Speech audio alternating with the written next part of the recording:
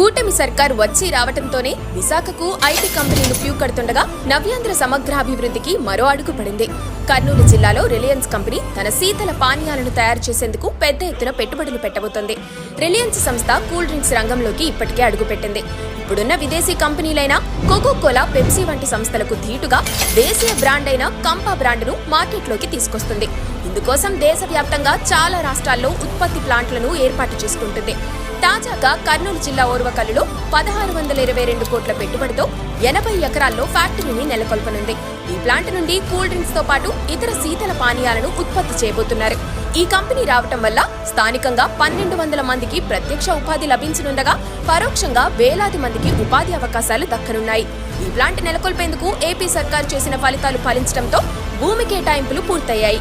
వచ్చే ఏడాది వరకు ప్లాంట్ల పనులు జరగనుండగా 2026 డిసెంబర్ నుండి ఉత్పత్తి ప్రారంభమయ్యేలా రిలయన్స్ సంస్థ ఏర్పాట్లు చేసుకుంటుంది. ఈ కొత్త ప్రాజెక్టు తర్వాత కర్నూలుకు మరిన్ని కంపెనీలు వచ్చే అవకాశాలున్నాయి.